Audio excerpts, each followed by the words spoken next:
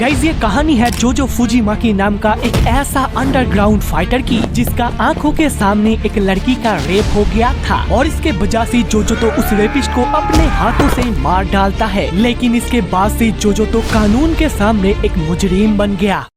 तो कहानी के शुरुआत में हम एक हेवी स्नोफॉल को देखते हैं। ऐसा लग रहा था कि ये तो हमारा खूबसूरत कश्मीर है। उस जगह पे एक जासूस तो एक आदमी का डिटेल्स ले रहा था जिसको कि वो करीबन 7 सालों से ढूंढ रहा है। वो डिटेक्टिव यानी कि उस जासूस का नाम है तेमोन। तेमोन तो कुछ गाँववासी के साथ भी इसके बारे में डिटेल में रिव्यू कर रहा था। वो गाँववासी बोलता है हाँ हमने उसे देखा था। पिछले दिन हम लोग जब पहाड़ पे हाइकिंग करने गए थे तभी उस जगह पे एक खतरनाक सा भालू आ जाता है। हम तो उसे देख डर के मारे एक घर के सामने आ जाते हैं। तभी उस जगह पे एक अनजान सा आदमी आता है। वो आदमी तो एक ही बार में उस भालू को उठा के तो पटक देता है और तभी उस जगह से हम लोगों को जल्द से जल्द भागने के लिए बोलता है। और वहाँ से भागने के वजह से हम लोग इसके बारे में और कोई भी जानकारी नहीं दे सकते हैं। वैसे तो देखा जाए वो आदमी तो बहुत ही ताकतवर था। लोकल पुलिस तेमोन को पूछता है तुम इसको पकड़ने की कोशिश क्यों कर रहे हो। इससे वो डिटेक्टिव बोलता है 7 साल पहले वो एक आदमी का खून कर दिया था और जिसको वो मार दिया था वो उसका मास्टर का बेटी को रेप कर दिया था। इसीलिए हम लोग आज भी इसका असली सच्चाई ढूंढने की कोशिश कर रहे हैं। इसके बाद ही वो लोग सामने पेड़ पे एक खून की निशान को देखते हैं। ये शायद से कल का हादसा का ही खून होगा। पैर का निशान को देखते हुए वो लोग तो आगे बढ़ते हैं। थोड़ा सा आगे जाने के बाद ही वो लोग उस भालू को देख लेते हैं। उस भालू का तो मौत हो गया था। डिटेक्टिव तो उस भालू को गौर से देखता है। तेमोन बोलता है इस भालू का जुबान और गर्दन तो टूटा हुआ है और इस चीज को देखते ही वो लोग हमारा मेन कैरेक्टर के बारे में श्योर हो जाता है। हमारा मेन कैरेक्टर जिसका नाम है जोजो फुजिमाकी। इधर सीन चेंज होके हम हमारे मेन कैरेक्टर जोजो को एक डॉक्टर के पास देखते हैं क्योंकि पिछले दिन उस भालू को हराने के बाद ही जोजो तो बहुत ही घायल हो गया था और कुछ भले लोग उसको देख के इस डॉक्टर के पास ले आता है। डॉक्टर बोलता है तुम्हें छाती पे चोट लगा है इसीलिए तुम्हें 2 से 3 दिन रेस्ट लेना चाहिए। तभी उस जगह पे जोजो को जिन्होंने असल में ही बचाया था उसका एंट्री होता है। इस आदमी का नाम है सेंसी कुरोगामी। ये एक बड़ा बिजनेसमैन होने के साथ ही साथ एक बड़ा सा मार्शल आर्टिस्ट भी है। उसको बचाने की बदले में कुरोगामी उसे एक पेपर दिखा के एक आदमी को मारने के लिए बोलता है लेकिन उसका हालात खराब होने से वो तो इस चीज को एक्सेप्ट नहीं करता है। वो डॉक्टर को बोलता है डॉक्टर आपका बहुत बहुत शुक्रिया अभी मैं यहाँ से आता हूँ। गाइस जोजो के अंदर एक अलग ही सुपर पावर काम करता था। इसके मदद से वो काफी कोशिश के बाद उस भालू को हरा दिया था। फिर जोजो बाहर आते ही एक आदमी को देखता है जिसका नाम है सिनो। ये एक कराटे डोजो का मालिक है और उसका डोजो का जमीन को हासिल करने के लिए ही सेंसी कुरोगामी जोजो को उसको मारने का सुपारी दिया था। लेकिन अफसोस की बात जोजो उसको एक्सेप्ट नहीं करा था। वर्ल्ड कराटे चैंपियनशिप पे जीत हासिल करने के बाद ही शिनो तो एक कराटे डोजो खुला था लेकिन पिछले बार पहली राउंड पे हार जाने के बाद ही उसका मार्केट तो पूरा डाउन हो गया। उसके पास हजार स्टूडेंट के बाद अभी 2 से 3 ही स्टूडेंट पड़ा हुआ है। सुना है हेड हंटिंग नाम का एक ऑर्गेनाइजेशन जो कि अच्छे मार्शल आर्टिस्ट को ढूंढता है और अंडरवर्ल्ड पे फाइट करवाने के लिए ले जाता है। गाइस ये सारा कहानी आप लोगों को बाद में पता चलेगा। इधर तो सीनो का कराटे डोजो पे उसका सीनियर स्टूडेंट प्रैक्टिस करवा रहा था क्योंकि आज सीनो का पुलिस स्टेशन पे कराटे करवाने का ड्यूटी है। इधर पुलिस स्टेशन पे वो सभी को मार्शल आर्ट प्रैक्टिस करवा रहा था। आज का कराटे का ट्रेनिंग खत्म होता है और बाहर आके सीनो तो एक खतरनाक सा पोस्टर को देखता है जहाँ पर लिखा था कि एक अकेला आदमी एक बड़ा सा बिस्ट भालू को अकेला ही मार गिराया है। उसको तो सीनो गौर से देखता है और घर आके उसके बारे में हर कुछ ही पता लगा लेता है। जो मार्शल आर्ट जानता है उसका स्टाइल का नाम है तकियामा स्टाइल। इधर तो होटल पे खाना खाने के बाद ही जोजो जब बाहर आता है वो देखता है उस जगह पे तो सेंसी कुरोगामी का आदमी लोग है। पिछले दिन के डील को एक्सेप्ट नहीं करने से वो लोग तो उसे एक जगह पे ले जाके तो बहुत मारते हैं। मार खाने के बाद ही वो देखता है कुछ गुंडे तो एक लड़की के पीछे ही पड़ गया है। जोजो तो उसे एक जगह पे छुपा के तो आसानी से बचा लेता है। उसे एक पार्क पे ले जाने के बाद ही जोजो को पता लगता है ये तो सीनो का ही बेटी है जिसका नाम है चिसाकी। जोजो उसे कोल्ड ड्रिंक का कैन देता है और उस जगह से चले जाने के लिए बोलता है। उसको बचाने के लिए वो लड़की तो जोजो को थैंक्स कहती है और उस जगह से चली जाती है। अगले दिन पुलिस स्टेशन पे हम उसी जासूस तेमोन को देखते हैं जो कि जोजो के बारे में ही बातचीत कर रहा था। इधर तो आज का काम को खत्म करने के बाद ही जोजो देखता है सीनो का बेटी चिसाकी को कुछ गुंडे तो पकड़ लिए हैं। ये लोग और कोई नहीं बल्कि सेंसी कुरोगामी का ही आदमी लोग थे। वो गुंडे लोग उस लड़की को एक जंगल पे ले जाता है। तभी उस जगह पे दौड़ते दौड़ते जोजो भी आ गया था। उस लड़की को देख के जोजो को तो एक ही बात याद आ रहा था जो कि है उसका मास्टर का बेटी का रेप का कहानी। जोजो तो बहुत ही गुस्सा हो जाता है और सीधा जाके उस गुंडे का हाथ को तो तोड़ देता है और साथ ही साथ बाकी सभी साथियों को अच्छे तरीके से पेल देता है। तब के तभी वहाँ पे चिसाकी का फादर शिनो आ जाता है। शिनो बोलता है चिसाकी क्या तुम ठीक हो? इससे उसका बेटी बोलते है हाँ पापा, ये आदमी ने मेरा जान बचाया है। शिनो बोलता है ठीक है तुम घर जाओ और मेरा इंतजार करो, मैं इस आदमी से कुछ बातें करके फिर से वापस आ जाऊंगा, तब तक मेरा इंतजार करना। इसके बाद ही गाइस शिनो का बेटी जाने के बाद ही शिनो जोजो को बोलते है तुम जोजो फुजिमा की हो ना? मैंने सुना है कि तुम एक जिंदा भालू को मार गिराए हो, तो आ जाओ मेरे साथ भी एक बार दो दो हाथ कर लो, देखता हूँ किस में है कितना दम। फिर तो शिनो अटैक करते ही जोजो तो कुछ बिना बोले उसका मुंह पे तो एक जोर सा लात मारता है। इससे ही शिनो को पता लग जाता है कि ये कोई मामूली फाइटर नहीं है। फिर तो शिनो उसको एक फॉल्स लात मार के सीधा उसका छाती पे एक जोर सा लात मारता है। इससे जोजो का अंदर का आत्मा तो जाग जाता है। इस बार तो जोजो अटैक करते करते सीधा उसका मेन पॉइंट पे एक जोरदार सा लात मारता है और साथ ही साथ उसका कॉलर को पकड़ के उसको उठा के पटक देता है। इसी के साथ जोजो के सामने शिनो का हार हो गया। उस रेपिस्ट के ऊपर भी जोजो इसी अटैक को यूज करा था, लेकिन शिनो के ऊपर फुल पावर यूज नहीं करने से जोजो के हाथ शिनो का मौत नहीं हुआ। शिनो तो जोजो को बोलता है तुम्हारा ताकेयामा स्टाइल तो होकु शिनकान कैराटे के सामने हार गया। इसके बाद ही वहाँ पे शिनो का बेटी और उसके कुछ स्टूडेंट्स आ जाते हैं। चिसाकी बोलती है पापा क्या आप ठीक है? और वो आदमी कहाँ गया? शिनो बोलता है हाँ मैं ठीक हूँ, लेकिन वो आदमी कहाँ गया ये मुझे पता नहीं है। इसके बाद ही सीन चेंज होके हमें सोजन नाम का एक खतरनाक सा फाइटर को देखते हैं जो कि अपने रूम पे एक्सरसाइज कर रहा था। हेमिकावा नाम का एक बंदा जो कि सोजान को जोजो के बारे में सब कुछ ये जानकारी दे देता है, जैसे कि वो इतना खतरनाक है कि एक जिंदा भालू को बस अपने हाथों से ही मार गिराया। और साथ ही साथ एक मशहूर फाइटर इचिरो शिनो जो कि वर्ल्ड कैरेटे चैंपियनशिप का फॉर्मर चैंपियन है, उसको भी जोजो घायल होने के बाद भी आसानी से हरा दिया। ये सभी बात सुन के सोजान को भी मूड आता है कि जोजो के साथ एक दो दो हाथ करने की, जैसे कि इचिरो शिनो को भी आया था। इधर तो हमारा जोजो इस जगह को ही छोड़ के एक दूसरी जगह के लिए निकल पड़ता है। जोजो अभी एक दूसरी आइलैंड पे रहने वाला है जिसका नाम है सुरगेन आइलैंड। उस जगह पे जोजो का मास्टर भी रहता है। इधर तो शिनो का ये हालत सुन के उसका खास दोस्त अकियामा और बाबा तो उसका तलाश में लगा हुआ है। बाबा तो बाकी दोनों को बोलता है कि हम लोग तो शिनो का बदला लेने नहीं आए हैं, हम लोग आए हैं हमारा होकु शिनकान कैरेटे ही बेस्ट है ये साबित करने के लिए। उधर तो एक स्नैक्स की दुकान से एक लड़की बाहर आती है और उन लोगों को जोजो फुजिमाकी के बारे में बात करते हुए वो तो शौक हो जाती है, क्योंकि गाइस मियुकी को पता लग जाता है कि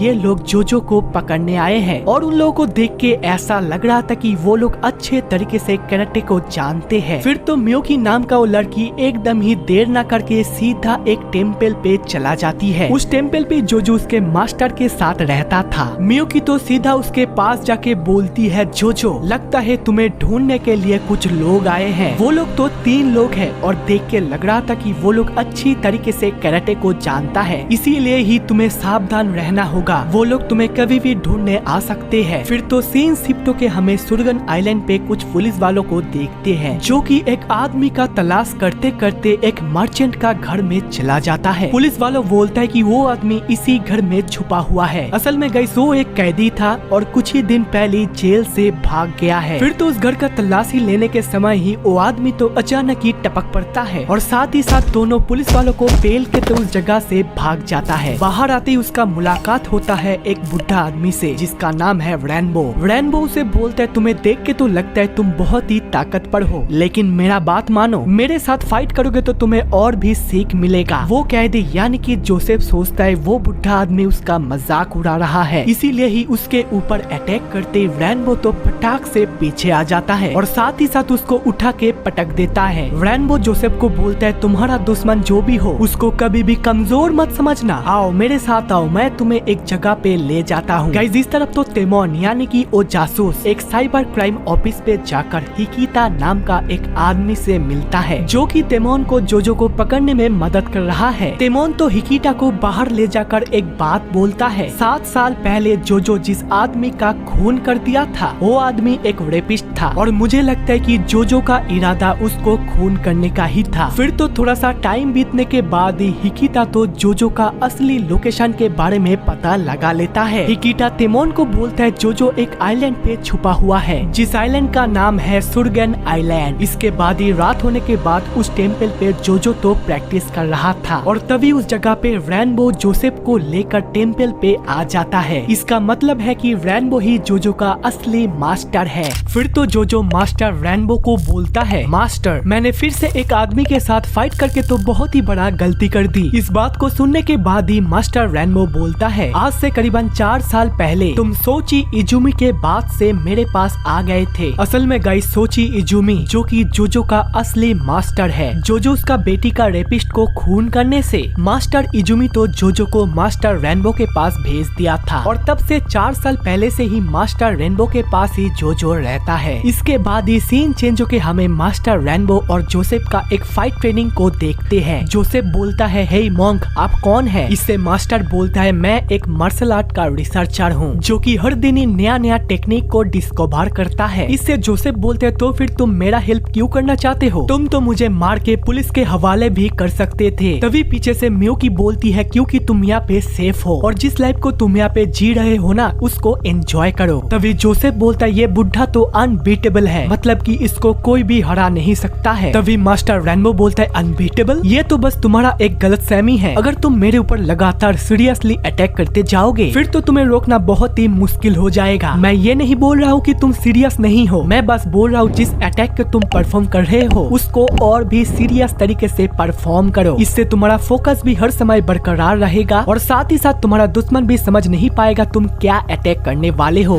फिर तभी जोसेफ पूछता है, वो दूसरा वाला आदमी कौन है? इससे मास्टर रेनबो बोलता है, कौन? मकियो। गाइस मास्टर रेनबो तो जोजो को मकियो नाम से पुकारता था। मास्टर बोलता है कि ये मान लो कि वो आदमी भी तुम जैसा ही सिचुएशन पे है। इससे जोसेफ बोलते हैं, मेरा सिचुएशन पे? इधर तो जंगल पे जोजो तो प्रैक्टिस कर रहा था, और तभी वहाँ पे मियोकी उसके लिए एक वाटर बॉटल को लेकर आ जाती है। मियोकी बोलती है, मैंने उन 3 कैराटे प्लेयर्स को यहाँ से भगा दिया है जिन्होंने तुम्हें ढूंढने के लिए आए थे। मैंने उन लोगों के सामने एक खबर फैला दिया था कि इस आइलैंड से एक बोट चोरी हो गया है, और इससे उन लोगों को लगा वो आदमी तुम ही हो जो कि इस बोट को लेकर भाग गया है। इससे जोजो बोलते हैं, लगता है तुम फिर से मुझे एक मुसीबत पे डाल दिए। इससे मियोकी बोलती है, अरे चिंता मत करो, वो लोग यहाँ से चले गए हैं। इस बात को लेकर मैं बहुत ही खुश हूँ कि तुम वापस पे इसी आइलैंड पे वापस आ गए। मुझे उस दिन का बात को याद है जिस दिन मास्टर रेनबो ने तुम्हारा नाम माकियो दिया था, क्योंकि 4 साल पहले तुम मास्टर इजुमी के कहने से यहाँ पे आने से पहले दिन तो मास्टर रेनबो तो तुम्हारा नाम को प्रोनाउंस नहीं कर पा रहा था। वो तो बस बोल रहे थे कि जोजो फुजिमा फुजिमो मा मा और लास्ट में मकियो, और उस दिन से तुम्हें मैं भी मकियो नाम से ही पुकारता हूँ। तो अभी चलो बहुत प्रैक्टिस हो गया, अभी घर जाके खाना भी खा लो। फिर तो घर आने के बाद वो तीनों एक साथ ही खाना को निपटा लेते हैं। इधर तो हमारा जासूस तेमोन जो कि प्लेन से जाते जाते एक बात को याद करके बहुत ही गुस्सा हो जाता है। वो तो अपने मुंह पे बस एक ही नाम को बोलता है जो कि है टाइगर किंग। इसके बाद ही सीन शिफ्ट होके हमें हिमेकावा को देखते हैं जो कि सोजन का ही असिस्टेंट था। वो तो अभी जोजो का मास्टर इजुमी के घर के सामने ही था, और उसका बेटी साइको को बुला के पूछता है, क्या तुम्हारा नाम साइको इजुमी है और तुम्हारा पापा क्या सोची इजुमी? इस बात को सुनने के बाद ही जोजो का मास्टर का बेटी यानी कि साइको उसे तो घर में ले आती है। घर में आने के बाद ही हिमेकावा मास्टर इजुमी से बोलता है, आपका स्टूडेंट जोजो फुजिमाकी जो कि ताकेमा स्टाइल को अप्लाई करके वर्ल्ड का फॉर्मर कैरेटे चैंपियन को हरा दिया है जिसका नाम है इचिरो शिनो। और ये खबर फैलने के बाद ही हर जगह का फाइटर तो टूट टूट के आपका फाइटर के पीछे पड़ गया है। सब लोग ही जोजो फुजिमाकी को हराना चाहता है, तो इसीलिए ही अभी मुद्दे की बात पे आ जाते हैं। सोजन मत्सुओ जो कि होकी शिनकन कैरेटे का हेड है, और इसी कैरेटे को अप्लाई करके इचिरो शिनो तो जोजो को हराने की कोशिश कर रहा था, और इससे वो नाकाम भी हो गया। तो इसीलिए ही हम लोग एक बड़ा सा टूर्नामेंट को ऑर्गेनाइज करने जा रहे हैं। इस टूर्नामेंट पे डिफरेंट जगह से ही मार्शल आर्टिस्ट आएंगे और एक ही साथ फाइट करेंगे। ये चीज अलग अलग स्टाइल पे भी हो सकता है और अलग अलग देशों पे भी हो सकता है। इस टूर्नामेंट के बाद ही हमें पता लगेगा कि किसका स्टाइल सबसे बेहतर है। आज का डेट के मुताबिक सबसे पावरफुल 3 आदमी हैं। नंबर 1 सोजन मत्सुओ, सेकंड 1 विरेट तत्सुमी और 3 नंबर वाला है आप Soichiro Izumi, the master of Takeyama style. Mister Himekawa का सारे बात को सुनने के बाद ही मास्टर इजुमी तो चुप रहता है और उसका बेटी को पुकारता है साइको। आज से कुछ दिन के लिए मिस्टर हिमेकावा हमारे घर में रहेगा, इसीलिए ही उनका अच्छी तरीके से खातिरदारी करना। इससे उसका बेटी हिचकिचाते हुए बोलती है ठीक है। इधर सीन चेंज होके हमें जोजो को दिखाया जाता है। जोजो तो जंगल में बॉक्सिंग का प्रैक्टिस कर रहा था और तभी वहाँ पे एंट्री होता है जोसेफ का। जोसेफ बोलता है मैंने तुम्हारे बारे में सब कुछ ही जान लिया। मास्टर रेनबो के पास से मैं तुम्हारा कहानी को सुना हूँ, तो फिर मेरा कहानी भी सुन लो। मेरा 10 साल की उम्र पे ही मेरा मॉम गुजर गई थी और तब से ही मेरा डैड मेरा ख्याल रखने लगा, जो कि एक बॉक्सर है। मेरे पापा से बॉक्सिंग सीखने के बाद मैं 17 साल की उम्र में पहला बॉक्सिंग लड़ाई लड़ा। उस टाइम तो सामने वाला ओपोनेंट को तो हरा के तो बहुत ही मजा आया, लेकिन मेरा बॉक्सिंग पे इतना सक्सेसफुल होने के बाद ही एक गैंग का लीडर का कुछ गुंडे लोग तो मेरे पापा को बेरहमी से मार दिया और उसी दिन ही मैं लाइफ में इतना गुस्सा हो गया कि मेरा तो कंट्रोल ही खो गया था और मेरा हाथों पे उस लीडर का मौत हो गया। तब से मैं तुम्हारे तरह ही एक मुजरिम हूँ। ये सुन के जोजो बोलता है कोई बात नहीं, लोगों के आंखों पे हम लोग मुजरिम हैं, लेकिन अपने आंखों से देखा जाए तो हम लोग तो सही थे। भले ही हम लोग कानून को अपने हाथों पे ले लिए, लेकिन फिर भी हम लोग सही थे। इधर तो मास्टर रेनबो और मियुकी तो एक हेलीकॉप्टर को देखता है, जो कि लैंड होने के बाद ही उसमें से 3 आदमी बाहर आते हैं और सीधा जाता है उस जंगल पे जहाँ पे जोसेफ और जोजो था। उसमें से ब्लैक वाला तो बिना कुछ बोले ही जोसेफ के ऊपर हमला कर देता है, लेकिन तभी वहाँ पे हमारा मास्टर रेनबो तो आ जाते हैं। मास्टर तो उसका लीडर को तो आसानी से उठा के पटक देता है और लास्ट वाला बंदा तो जोजो के ऊपर हमला करते ही उसका अंदर का वो जानवर तो जाग जाता है। जोजो तो पैरों से उसका मुंडी को पकड़ लेता है और अंतिम सांस तक उसको मारने की कोशिश करता है। तभी जोसेफ बोलता है फुजिमाकी रुक जाइए। ये सुनते ही जोजो तो शांत हो जाता है। अपने ज्ञान पे वापस आने के बाद ही जोजो मास्टर को बोलता है मास्टर मुझे माफ कर दीजिए, मैं फिर से मेरा कंट्रोल को खो बैठा। गाइस इसके बाद ही जोजो तो इस बात को लेकर इस आइलैंड से जाने वाला था, लेकिन तभी पीछे से मियुकी उसको रोकती है। मियुकी बोलती है जोजो अभी तुम जहाँ पे भी जाओ, लेकिन एक दिन तो जरूर आएगा जिस दिन तुम समझ जाओगे तुम्हारा असली डेस्टिनी क्या है। फिर तो गाइस सीन चेंज होके हमें एक समुंदर पे एक जहाज को देखते हैं। जहाज पे जोजो के साथ जोसेफ भी आ गया था। दोनों का ही मूड देख के लग रहा है कि ये दोनों तो अभी फाइट करने वाले हैं। फिर तभी बोलते न बोलते जोसेफ का हमला शुरू हो जाता है। जहाज का वो जगह इतना बड़ा था कि उन लोगों को तो फाइट करने में कोई भी दिक्कत नहीं आ रहा था। फिर तभी अचानक ही जोजो का अंदर का वो कीड़ा तो जाग जाता है। इससे जोजो तो अपने पैर से एक जोरदार सा अटैक करके उसे तो थोड़ा सा पीछे धकेल देता है। इधर तो जासूस यानी कि तेमोन तो अभी भी जोजो का ही पीछे ही पड़ा था। लोकल पुलिस के साथ बातचीत करके वो तो उसी आइलैंड का पत्तन पे भी आ जाता है। इधर तो अचानक ही जोसेफ अपने मूड पे आ जाता है और जोजो को अपने पैरों से झपट लेता है और तो और जोजो के ऊपर उठ के तो उसके ऊपर मुक्कों की बारिश करने लगता है। लेकिन लास्ट पंच करने समय ही जोजो भी अपने पैरों से उसका मुंडी को पकड़ लेता है और एक ही बार में उसका तो खेल खत्म कर देता है। अरे नहीं मार नहीं देता है, ये तो उन दोनों का बस एक कैजुअल फाइट था। लेकिन तभी के तभी अचानक ही आसमान से तो एक हेलीकॉप्टर आके तो इस जहाज पे रुकता है और उसमें से बाहर आती है एक ओल्ड लेडी।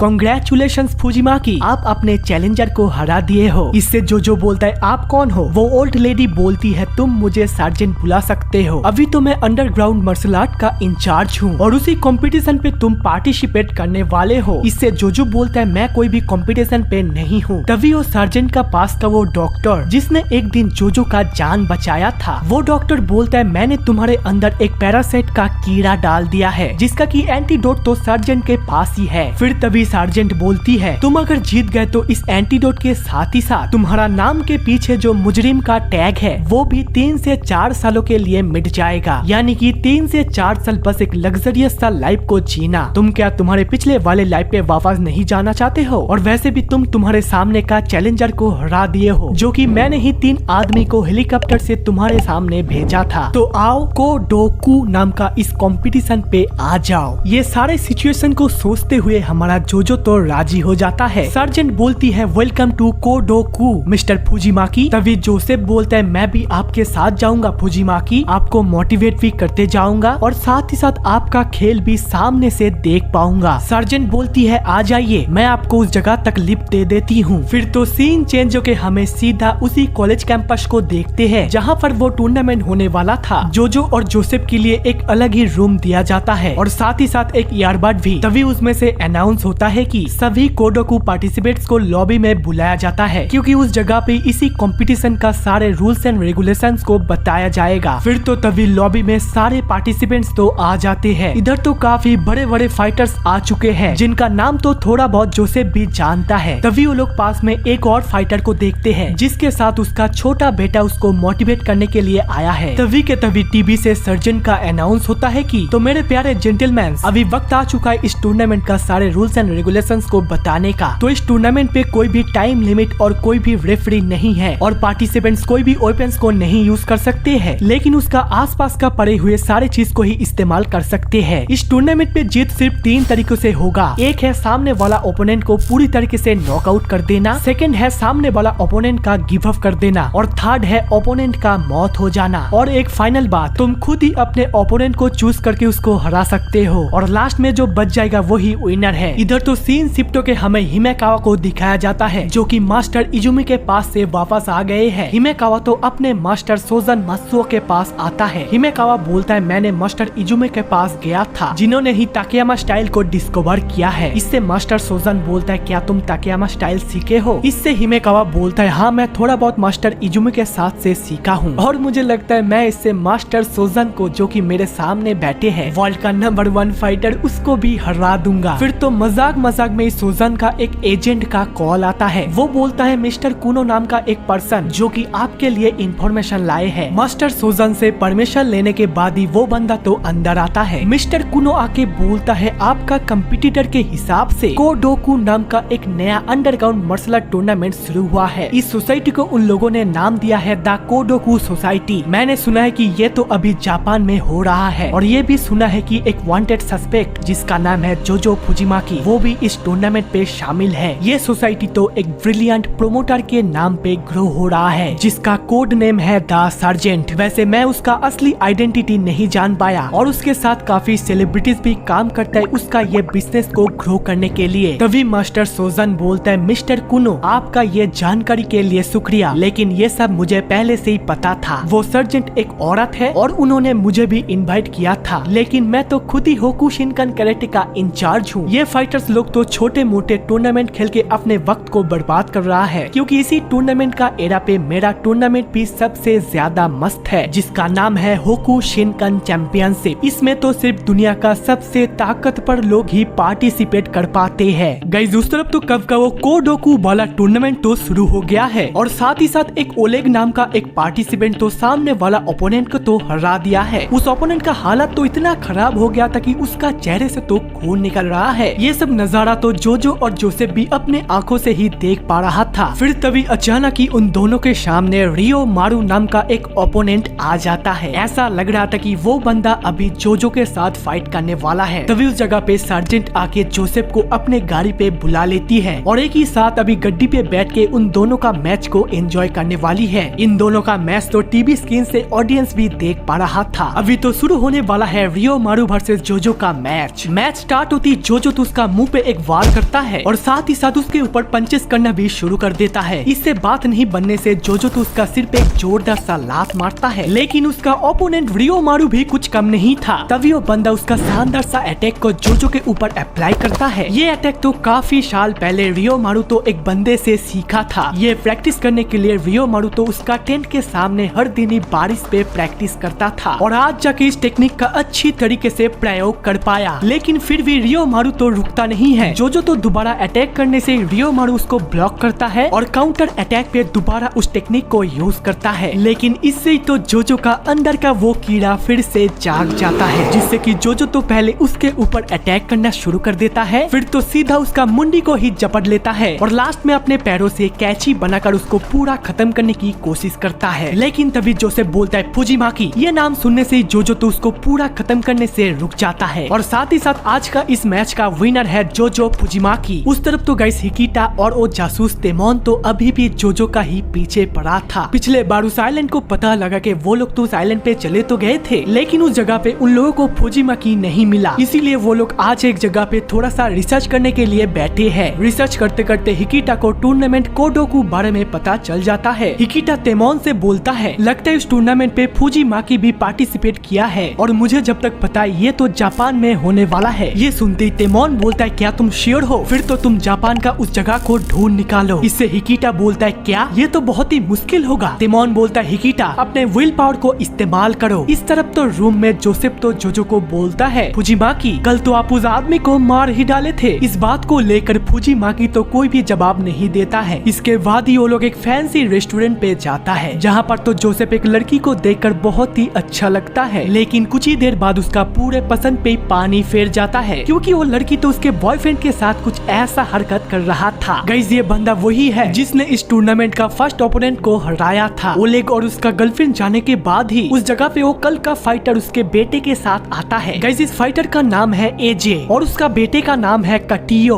एजे बोलता है ओलेग के पास कोई भी मार्शल आर्ट का ट्रेनिंग नहीं है और साथ ही साथ वो बॉक्सिंग भी नहीं जानता है। वो जिस स्टाइल से फाइट करता है वो तो पूरा का पूरा उसका ही है, मतलब कि ये मान लो कि वो उसका ओन स्टाइल है। फिर तो गाइस एजे अपना खुद का बेटे का स्टोरी को बोलता है। काफी साल पहले एक दुर्घटना के वजह से उसका बेटे का पैर तो पैरालाइज हो गया और सर्जन ने तो वादा किया है कि अगर मैं इस कोडोकू मैच को जीत गया फिर तो मेरे बेटे की पैर का सर्जरी करवा देगी, जो कि इस जापान देश की बाहर अमेरिका पे होता है। फिर तो गाइस फुजीमाकी अपने होटल में वापस आने के बाद ही वो तो लगातार ही उसके सामने दोनों ओपोनेंट को ही हरा दिया। फिर तो उस दिन का रात गुजर जाने के बाद ही अगले दिन का सुबह होता है। सुबह तो थोड़ा सा मॉर्निंग वॉक करने के समय ही जोसेफ जोजो को बोलता है, मुझे नहीं लगता कि कल का सारे एजे का बात पे इमोशनल होना चाहिए, वो तो बस अपने बेटे का बीमारी को दिखाकर सिंपैथी ले रहा था। इससे जोजो बोलता है, तुम मुझे क्या बोलोगे, ये बात तो मुझे पहले से ही पता था। फिर तो वो लोग थोड़ा सा आगे जाते ही देखता है एजे तो एक चट्टान पे बैठा हुआ है और तभी सर्जेंट अनाउंस करता है कि फुजीमाकी आपका मैच स्टार्ट होने वाला है। उसका पैरालाइज बेटे भी ये सब ऊपर से ही देख रहा था। तभी उन दोनों का मैच स्टार्ट होते ही फुजीमाकी तो उसका पेट पे एक जोरदार सा लात मारता है। तभी ऊपर जोसेफ तो देखता है उसका बेटे तो अपने मुंह पे 2,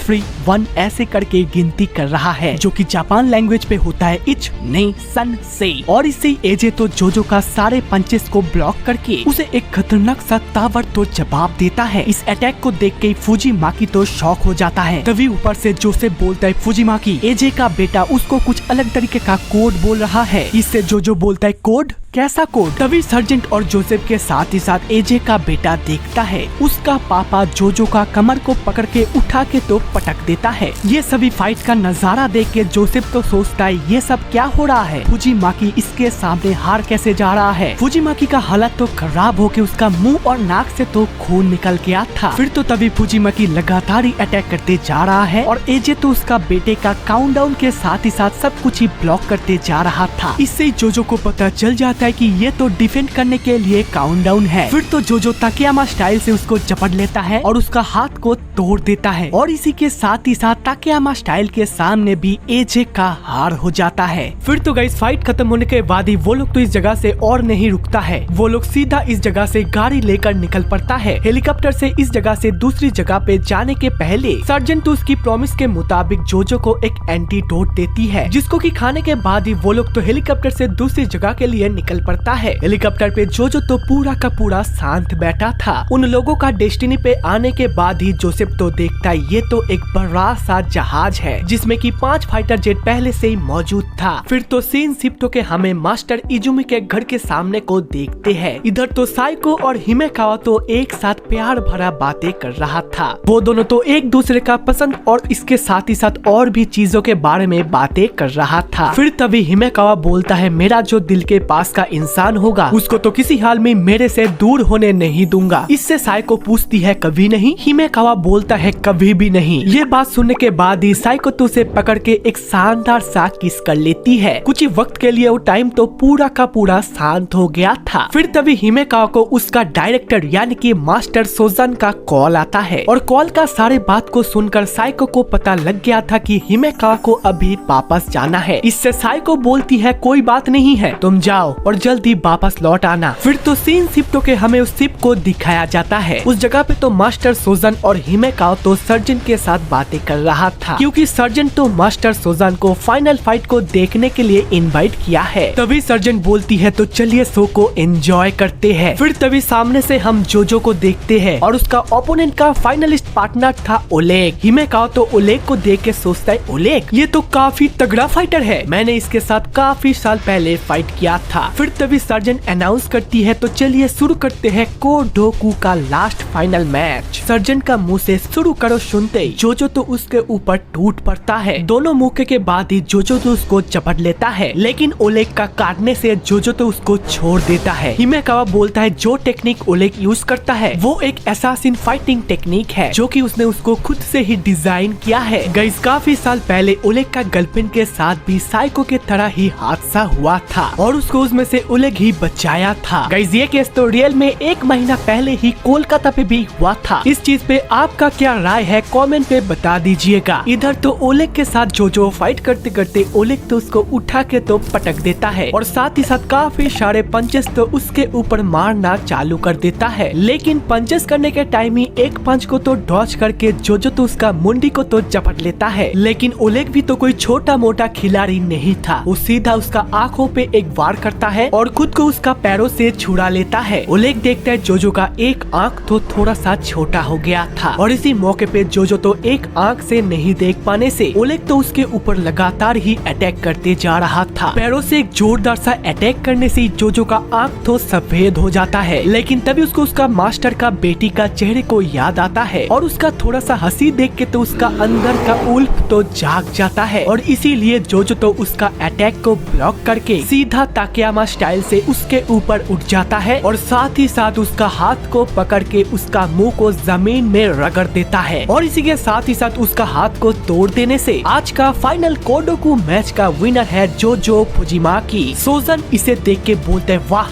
इसने कर दिखाया, हिमेकावा इसके अंदर तो बहुत पोटेंशियल पावर है, मैं तो इसे हमारा होकू शिनकन कराटे का टूर्नामेंट पे देखना चाहता हूँ। फिर तो गई सर्जेंट तो जोजो को बधाई देने आती है, कांग्रेचुलेशन जोजो फुजिमाकी, आप इस कोडोकू मैच को जीत गए हो और मेरा प्रॉमिस के मुताबिक मैं तुम्हें एक सेफ जगह पे ले जाऊंगा जहाँ पर तुम आराम से पुलिस से 3 से 4 साल बच पाओगे। अभी के लिए तुम पूरा का पूरा फ्री हो। इससे जोजो बोलता है धन्यवाद सर्जेंट, आपका बहुत बहुत शुक्रिया। फिर तो जासूस तेमोन उसे ढूंढ लेने से पहले सर्जेंट तो उसे एक फाइटिंग जेट से दूर भेज देता है। फिर तो हमें उस जगह का पूरा सीन चेंज होके मास्टर इजुमी का घर को दिखाया जाता है, जहाँ पर मास्टर इजुमी के पास आज मेहमान बन के मिस्टर तेमोन आया था। तेमोन तो मास्टर इजुमी को जो पूछा था वो सभी बात मास्टर इजुमी तो सच तेमोन को बता दिया। मास्टर इजुमी बोलता है मैंने जो स्टाइल को डिस्कवर किया है उसका नाम है ताकेयामा स्टाइल और उसी स्टाइल को यूज करके जोजो तो अपने सामने सारे ओपोनेंट्स को हरा रहा है और ये सेम स्टाइल मेरा बेटी का रेपिस्ट को मारने के लिए जोजो यूज किया था। तेमोन पूछता है क्या ये स्टाइल लोगों को मारने के लिए यूज होता है? इससे मास्टर इजुमी बोलता है नहीं ऐसा तो बात नहीं है, लेकिन कोई अगर अपने सामने का ओपोनेंट को खत्म करना चाहे तो इसी स्टाइल से खत्म कर सकते हैं, लेकिन मुझे जब तक की अंदाजा है ये मेरा बेटी का एक हादसा है। इससे तेमोन बोलता है जो भी हो एक खून हमेशा खून ही होता है तो इसीलिए उसको सजा मिलेगा। इधर तो हिमेकावा फिर से साइको के पास वापस आ गया है और उसके साथ एक शानदार सा रोमांटिक टाइम बिता रहा है। हिमेकावा साइको को बोलता है मैंने फुजिमाकी को देखा है जो कि ओलेग नाम का एक तगड़ा फाइटर के साथ फाइट कर रहा था, लेकिन फुजिमाकी तो उसको आसानी से हराकर अपने पोटेंशियल पावर को साबित कर दिया। ये सुनते ही साइको पूछती है तुम्हें क्या लगता है तुम ताकतवर हो या फिर फुजिमाकी? ये सुनते हिमेकावा तो कुछ भी ना बोलते हुए साइको को एक छोटा सा हक कर लेता है। इधर तो तेमोन जाने के बाद ही मास्टर इजुमी बाहर बैठ के कुछ सोच रहा था और उसी टाइम उसके आंखों के सामने एक चमत्कार आता है जिसका नाम है जोजो फुजिमाकी। मास्टर इजुमी बोलता है तुम यहाँ पे क्या कर रहे हो? जोजो बोलता है मास्टर मेरा अंडरग्राउंड होने का टाइम आ गया है और इसीलिए मैं लास्ट बार के लिए आपके पास आया हूँ, मेरा कुछ अंदर का बातें रह गया है। मास्टर इजुमी बोलता है बात क्या बात? इससे जोजो बोलता है ये बात आपसे नहीं आपका बेटी साइको से है, वो लड़की अपने अंदर मेरे लिए क्या फील करता है ये मुझे जानना है। इससे मास्टर इजुमी बोलता है फुजिमाकी मेरा बेटी और आप ये दोनों ही तो अलग अलग मैटर है। तभी उस जगह पे हिमेकावा और साइको आ जाता है। साइको बोलता है फुजिमाकी उस दिन के भागने के बाद तुम वापस क्यों आए हो? इससे जोजो बोलता है मुझे माफ कर देना, मैं तो तुम्हारे आंखों पे डर देख देखकर मैं भी डर गया, लेकिन इतना दिनों के बाद ही मुझे लगा कि मेरे लिए तुम्हारे अंदर कुछ फीलिंग्स है। ये सुनती साइको बोलता है, क्या ये सच बात नहीं है? हिमेकावा साहब और मैं अभी एक साथ हूँ, इसीलिए ऐसा गलती करने का दोबारा सोचना भी मत। ये सुनते ही जोजो बोलता है, वो तो हिमेकावा, फिर तो इसी के साथ भी मुझे लड़ने का एक वजह मिल गया। ये बोलती जोजो वहाँ से चला जाता है। इधर तो सीन चेंज होके हमें सोजन मात्सुओ को दिखाया जाता है, जो कि सर्जन के साथ एक चर्च पे था। मास्टर सोजन बोलता है, आपका बहुत बहुत शुक्रिया सर्जन, आपके वजह से मैं एक रोमांचक फाइट देख पाया, वाकई में इसमें मुझे काफी मजा आया। ये सुनते सर्जन बोलती है, आपका भी बहुत बहुत शुक्रिया यहाँ पे आने के लिए, आपका आने से भी हम भी बहुत ही खुश हुए थे। तो चलिए अभी आपका भी टूर्नामेंट चालू कीजिए, हम भी तो आपका टूर्नामेंट देख के थोड़ा सा मजे ले। इधर तो सीन शिफ्ट होके हमें एजे का बेटे के साथ ही साथ उसका सारे सामान को देखते हैं, जहाँ पर खुद हमारा जोजो फुजिमाकी भी प्रैक्टिस कर रहा था। लेकिन तभी एजे बोलता है, फुजिमाकी ये देखिए, आप जो ओलेग के ऊपर ताकेयामा स्टाइल अप्लाई किए थे ना, वो अभी अखबार पे छपा है। इसका मतलब अभी आपका शानदार सा सीक्रेट अटैक तो सभी ने जान गया। ये सुनते ही फुजिमाकी बोलता है, इससे मुझे कोई भी फर्क नहीं पड़ता है, ताकेयामा स्टाइल को सिर्फ जानने से कुछ भी नहीं होता है, उसको परफॉर्म करना भी जानना चाहिए। इस तरफ तो मास्टर सोजन हिमेकावा के साथ टूर्नामेंट के बारे में बातचीत कर रहा था। उन लोगों का पहले नंबर का इवेंट का पोस्टर भी तैयार हो गया है। इस होकु शिनकन टूर्नामेंट को देखने आने के लिए हिमेकावा तो पहले साइको और उसके फादर को इनवाइट भेज दिया था, इसीलिए ही वो दोनों ट्रेन से होकु शिनकन कराटे देखने के लिए निकल पड़ता है। कॉरिडोर हॉल के अंदर मास्टर सोजान यानी कि इस टूर्नामेंट का डायरेक्टर बोलता है कि हमारा ये टूर्नामेंट दुनिया का सबसे बड़ा टूर्नामेंट होने वाला है। तो लेडीज एंड जेंटलमैन, कुछ ही देर बाद ही हम लोग इस टूर्नामेंट का सारे पार्टिसिपेंट को अलाउ कर देंगे। इस टूर्नामेंट का सबसे बड़ा प्लस पॉइंट है कि इसमें कोई भी रूल्स एंड रेगुलेशंस नहीं है। हथियार के अलावा ओपोनेंट्स को कोई भी हमला कर सकते हैं। मैच देखने के लिए मास्टर इजुमी और उसका बेटी साइको तो पहले से ही वहाँ पे मौजूद थी। इसी के साथ पहला मैच खत्म होता है और उसमें जीत होता है हिमेकावा का। सेकंड मैच पे जीत होता है इकुटा नाम का एक पार्टिसिपेंट का, और साथ ही साथ थर्ड मैच खत्म होने के बाद ही वहाँ पे जीत होता है नागाटा नाम का एक पार्टिसिपेंट का। और देखते ही देखते एक जोरदार सा किक से फोर्थ मैच खत्म करता है कोडू नाम का एक पार्टिसिपेंट। लेकिन इधर तो हम लोग एक अलग ही सीन को देखते हैं, जो कि था जोजो फुजिमाकी का। जोजो तो होकु शिनकन कराटे टूर्नामेंट पे आ गया है। वो तो सीधा मास्क और टोपी पहन के तो अंदर आ जाता है। अंदर तो चारों फाइटर्स जीतने के बाद उन सभी में जब फाइट होता है, तब तो एक साइड से नगाटा और दूसरे साइड से हिमेकावा जीत जाता है। इसका मतलब फाइनल मैच होगा हिमेकावा वर्सेस नगाटा। फिर तो नगाटा अपने ट्रेनिंग रूम में ट्रेनिंग कर रहा था और उसी टाइम वहाँ पे एंट्री होता है जोजो फुजिमाकी का। जोजो तो कुछ भी ना बोलते हुए ही नगाटा के ऊपर हमला कर देता है और ताकेयामा स्टाइल को यूज करके उसका हाथ को तोड़ के तो उसे आसानी से हरा देता है। उसका ट्रेनर का भी हाल कुछ ऐसा कर दिया था। इधर तो नकाडा के साथ फाइट के लिए हिमेकावा तो वेट कर रहा था, लेकिन तभी सभी के आंखों के सामने एंट्री होता है जोजो फुजिमाकी का, जो कि तो फाइनलिस्ट नगाटा को हरा के अभी हिमेकावा के साथ फाइट करने के लिए आया है। ये देख के मास्टर सोजन तो काफी एक्साइटेड हो जाता है और साथ ही साथ बाकी सारे दर्शक भी ये नजारा देख के तो शॉक हो जाता है। फाइटिंग रो पे आकर जोजो तो हिमेकावा को बोलता है, मेरा नाम है जोजो फुजिमाकी और मैं तो ताकेयामा स्टाइल से बिलोंग करता हूँ। हिमेकावा, मैं तुम्हें चैलेंज करता हूँ, तुम्हारा मिक्स्ड मार्शल आर्ट से मुझे हरा के दिखाओ। गाइस, इस टूर्नामेंट को देखने के लिए तो दूर दूर से लोग आए थे। फिर तो हमें सीन शिफ्ट के हमें जोसेफ को दिखाया जाता है, जो कि मास्टर रैनबो के सामने प्रैक्टिस कर रहा था। तभी कहां से म्यू की दौड़ के आके बोलती है, सुनो सब लोग, लगता है हमारा फुजिमाकी तो मुसीबत पे है। फिर तो डायरेक्ट सीन शिफ्ट के हमें टूर्नामेंट का सीन को दिखाया जाता है, जहाँ पर अभी जोजो के सामने है हिमेकावा और उसी के साथ ही फाइनल फाइट को अभी ऑडियंस लोग एंजॉय करने वाले हैं। इस मैच को तो अपने आंखों से सीनो और उसका बेटी भी देखने आया था। तभी के तभी इस टूर्नामेंट का डायरेक्टर यानी कि मास्टर सोजन अनाउंस करते हैं कि तो लेडीज एंड जेंटलमैन, अचानक ही नगाटा का इंजुरी के वजह से वो इस फाइनल मैच को खेल नहीं पाएंगे, लेकिन आप लोग बेचैन मत होइए, इसके बदले में हम लोग एक और फाइट को अरेंज करने वाले हैं, जिसमें एक तरफ है हमारा फाइनलिस्ट हिमेकावा और दूसरी तरफ है ताकेयामा स्टाइल से हमारा जोजो फुजिमाकी। इस मैच का नाम है वन टाइम सीक्रेट मैच। इस तरफ तो मास्टर इजुमी तो अपने चेयर से उठ के सीधा अपना खुद का स्टूडेंट जोजो के पास जाता है। मास्टर बोलता है, क्या तुम इसी सूट को पहन के फाइट करोगे? रुक जाओ, ये लो मेरा ट्रेनिंग गियर यूज करो, इससे तुम्हें फाइट करने में और भी आसानी होगा। फिर तो गाइस कुछ ही पल के बाद ही सभी के सामने ये मैच शुरू होने वाला है, जिस मैच का नाम है स्पेशल वन टाइम मैच। फिर तो डायरेक्टर बिगैन बोलते उन दोनों के बीच तो एक तगड़ा फाइटिंग शुरू हो जाता है। इस मैच को तो दूर से साइको भी नोटिस कर रही थी और साथ ही साथ मियुकी, जोसेफ और रेनबो भी लाइव टेलीकास्ट देख रहा था। तभी हिमेकावा जोजो को एक मुक्का मारते जोजो तो सीधा उसका पेट पे वार करता है। लेकिन जिस हिमेकावा को हम लोग इस पूरे स्टोरी में कुछ भी नहीं समझ रहे थे, वो तो असल में बहुत ही पावरफुल है। सही वक्त को देखकर हिमेकावा उसके ऊपर अटैक करता है। इससे जोजो का मुंह और नाक से तो खून निकल गया था। लेकिन हमारा जोजो भी तो उसका आंखों पे एक फॉल्स अटैक करने के बाद ही सीधा उसका सर पे एक जोर सा लात मारता है और साथ ही साथ अपने स्पीड को यूज करके सीधा हिमेकावा का कमर को पकड़ के उठा के तो पटक देता है। इससे इस वन टाइम मैच पे फिर से दोबारा से जान आ जाता है। इस तरफ तो हिकिटा और तेमोन तो जोजो का आखिरी लोकेशन के बारे में पता लगा लेता है, जो कि था जापान का टोक्यो सिटी पे, और उस जगह पे होकुशिनकन कराटे चैंपियनशिप हो रहा है। कुछ ही पलकों के अंदर ही वहाँ पे तो पुलिस आ जाता है। तभी तो डायरेक्टर को बुलाया जाता है, क्योंकि पुलिस तो जोजो को अरेस्ट करने के लिए आया था। डायरेक्टर आके बोलता है, बताइए ऑफिसर्स, आप लोगों का परेशानी मुझसे शेयर कीजिए। तभी पुलिस वालों बोलता है कि हम लोगों को खबर मिला है कि जोजो फुजिमाकी आपका अंदर है। हम लोग इसी वक्त आपका टूर्नामेंट से उसको अरेस्ट करने के लिए आए हैं। इससे सोजन मात्सुओ बोलता है, इस टूर्नामेंट का गैलरी पे 30,000 लोग हैं। क्या इसी बीच आप लोग शांति को विनाश करना चाहते हो? इससे पुलिस वालों बोलता है, नहीं, हमारा ऐसा मकसद नहीं है। इससे डायरेक्टर बोलते तो फिर रुक जाइए, जब तक ये टूर्नामेंट खत्म नहीं हो जाता तब तक आप फुजिमाकी को अरेस्ट नहीं कर पाओगे। आप लोग हेड ऑफिस पे फोन कीजिए और मैच खत्म होने तक की बाहर इंतजार कीजिए। इसके बाद ही हम लोग फिर से मैच पे चले आते हैं, जहाँ पर ही हम लोग दोनों का एक लाजवाब फाइट देख पा रहे हैं। दोनों फाइटर्स ही एक दूसरे को ताबड़तोड़ जवाब दे रहा है। इधर तो मास्टर रेनबो जोसेफ को बोलता है, हिमेकावा के पास बहुत सारा फाइटिंग स्टाइल्स है, इसीलिए ही जोजो एक टाकेयामा स्टाइल से उसको हराना थोड़ा सा मुश्किल होगा। टीवी का दूसरा साइड से एजे और उसका बेटे भी ये मैच एंजॉय कर रहा था, लेकिन वो दोनों तो फुजिमाकी का साइड पे ही था। इस तरफ तो जोजो अचानक ही हिमेकावा के ऊपर टाकेयामा स्टाइल को अप्लाई करता है। उसका पैर को तोड़ने की कोशिश तो करता है, लेकिन हिमेकावा उसे आसानी से डॉज कर लेता है। हिमेकावा का तगड़ा लेग अटैक के वजह से जोजो का हाथ तो कांपने लगा था और साथ ही साथ जोजो का अटैक से भी उसका पैर भी कांपने लगा था। तभी के तभी जोजो कुछ भी ना देखते हुए सीधा अटैक करने लगता है और टाकेयामा स्टाइल से उसको जबड़ने वाला ही था। तभी हिमेकावा उसके ऊपर एक लात मार के काउंटर अटैक करने से ही हमारा जोजो फुजिमाकी तो दूर जाके गिरता है और बेहोश हो जाता है। तभी डायरेक्टर बोलता है, हिमेकावा का किक अटैक, जो कि उसका हाथों से भी बहुत ही पावरफुल है, इसको तो आज तक कोई भी डॉज नहीं कर पाया। सभी लोग सोचता है शायद से ये मैच यहीं पर ही खत्म हो गया। डायरेक्टर तो बोलता है, इट्स ओवर, हिमेकावा तुम जीत गए। तभी अनाउंस होता है कि आज का विनर, लेकिन हिमेकावा का नाम बोलने से पहले ही हमारा जोजो तो उठ गया था। ये देख मास्टर रेनबो के साथ ही साथ जोसेफ भी बहुत ही खुश होता है। जोजो का पूरा चेहरा तो खून से भर गया था। तभी उसी टाइम फुजिमाकी अपना अटैक करना शुरू कर देता है। वो तो पहले दोनों लगातार मुक्का उसका मुंह पे मारता है और साथ ही साथ एक जोरदार सा किक उसका कांपने वाला पैर पे मारता है। ये अटैक इतना तेज था कि हिमेकावा अपने मन में बोलता है, ये अटैक्स तो मास्टर सुजन से भी बहुत ही फास्ट है। इस अटैक से हिमेकावा का पैर तो और भी कांपने लगा था। तभी जोजो उसके ऊपर एक फ्लिक अटैक करने के लिए उसके सामने जाता है और हिमेकावा तो ये मौका देख के उसके ऊपर एक पंच करते जोजो तो उसको डॉज करके सीधा उसके ऊपर टाकेयामा स्टाइल को अप्लाई करता है। ये इतना पावरफुल था कि उसका दांत तो टूट जाता है, लेकिन हिमेकावा बाकी सभी के तरह नीचे नहीं गिरता है। जोजो उसका हाथ को तोड़ तो देता है, लेकिन उसका पूरा वजन को हिमेकावा तो बस उसका दोनों पैर से डॉज कर लिया था